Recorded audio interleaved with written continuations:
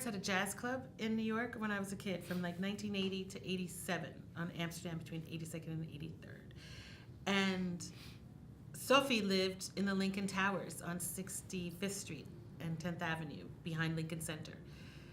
And she walked everywhere. She never took the subway. She didn't take the bus. Didn't matter the weather. She walked everywhere. And in the beginning of my parents' jazz club, it was a restaurant. So they didn't know what they were doing. So, and I say that because they would have said the same thing. They served food, and they had lunch and dinner. And very quickly, they discovered within the first year that there's no money in food, and all the money is in the bar. So they got rid of the kitchen.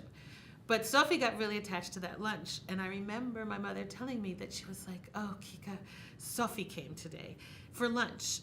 And my mother would be like... Kika is you. That's me, Kika, okay, my yes, nickname. Yes. And she'd say, Kika, Sophie came today for lunch, but we haven't served lunch in 3 years. Sophie would arrive, and was ready for lunch. And my mother would be like, and so I had to run to Zabar's or wherever she'd go, and to the store and get some greens and what have you, and serve Sophie lunch, even though there hadn't been lunch. I always thought that was very funny, that Sophie she was determined that she wanted lunch with my mother, and she wanted it there. So that's what needed to happen. And so my mother would make that happen for her. She was it's interesting, when I was younger, I thought she was kind of a nightmare and very difficult to be around. And she was very stern, the Eastern European pedagogy, which is very unforgiving, and there's only one way to do things. And if you don't do it that way, you're a failure and you're wrong. And I never really prescribed to that kind of thinking. I was never that kind of child. So she was a difficult person in a lot of ways for me to be around. But it's interesting that she's really a generation ahead of your mother, being Feuermann. Well, she was Feuermann's younger sister, But so maybe still, they're not so... But she was older than my grandmother. She's older than your She's grandmother. older than Eva. Yes. So, but even after Feuermann's death, she kept a relationship. She and my grandmother almost never spoke. I see. When we went to concerts, it was me, my mother, and Sophie. It was never me, my grandmother, and So Sophie. she kept the relationship with your mother. Everybody loved my mother. I see. My mother was beloved. So Sophie really is your mother's aunt. Mm-hmm. I see. Okay. And Sophie didn't have children?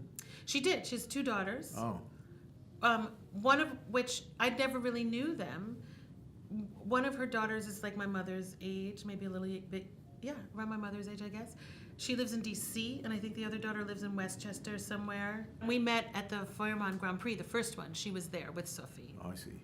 But at some point, we were kind of in touch, and it turned out that her daughter, Sophie's daughter's best friend, was one of my best friend's sister. Anyway, it was like this, having nothing to do with music. So we had a nice connection anyway. Sophie was a pianist. She had been Feuermann's accompanist for many, many years. And she was one of his favorite people to play with. Mm. She was a complicated woman. She wasn't easy, to say the least. And at a certain point in his career, he fired her. Oh. And there's Fired his sister. Fired his sister. And there's a lot of rumor and speculation as to who was really responsible for that firing. Sophie would tell you, if she were alive today, that it was Emma Reifenberg, my grandmother's mother, who was responsible for getting Sophie out of the picture. Sophie was very connected to her Jewishness. She was very clearly from the Jewish ghetto, and she married a man in New York. I don't know exactly. She went to Palestine also, and eventually came to New York. Married a man who was became a doctor named Harry, a Jewish New Yorker, and but she was my tante who, if you went out to dinner with her, you could be at the Russian tea room. We sometimes would be, but she would make sure to put those pumpernickel rolls in her pocketbook, and I'd be like, oh my God, Tante Sophie, I can't believe you're doing this. But you never knew, tomorrow we could have to run, so she lived with that mentality where my grandmother didn't share that at all. So they were like from opposite ends of the spectrum in terms of class and thinking and all this stuff, my grandmother and Sophie. When my mother died in 1992, Sophie came to the memorial, which we had at my parents' house on West End Avenue. And it was, I thought, beautiful, but Sophie didn't like it. She didn't think it was grand enough for her niece's funeral or memorial. So she was furious with me and screamed at me and stormed off. Wow. In the lobby. So I was She like, didn't think it was grand enough, and she was the one that would put rolls in her pocket. yeah, I mean, we're So- complicated, right? People are I complicated. see. I thought maybe she would think it was too grand. No. Oh, It yeah, was just, yeah. we rented chairs. It was potluck. It was great. My mother told me before she died exactly what she wanted us to do, and we were able to do that. Oh, I see. So Sophie was unhappy. So for whatever reason, Sophie and I were not in touch for many, many years. And then we re-met again at the Adlon Hotel in Berlin in 2002 for the Feuermann Grand Prix, where my grandmother went, and Sophie, having not stepped foot in Germany or even spoken the German language since she left in Wow. the 30s, they convinced her to come back to Germany for this occasion, which she did, I was very surprised. And I hadn't seen Sophie since my mother had died 12 years earlier. And I was nervous to see her because we used to go to concerts my whole childhood with Sophie. And it was horrifying. We would be in Carnegie Hall with Yo-Yo Ma, like we'd be in the third row, and there he is took us off, and Sophie she always had, we used to call it Swiss cheese breath, and she used to poke me, this is not cello playing. But while the person is playing, and I'd be my like, God. oh my God, stop talking, please stop talking. I'd be like 12 years old. This is not a legato. And I was like, oh. So she was a difficult Loyal woman to to be her around. brother. Oh my God. Yeah. She was incredible, though. She lived to 99. She walked everywhere. She was a New Yorker of the Week one year. She's just really a remarkably God, with interesting those and genes, difficult woman. Think how Feuermann may have lived. I mean, yeah, it's incredible. I had a lesson with her once when I was like 19. I avoided it my whole life.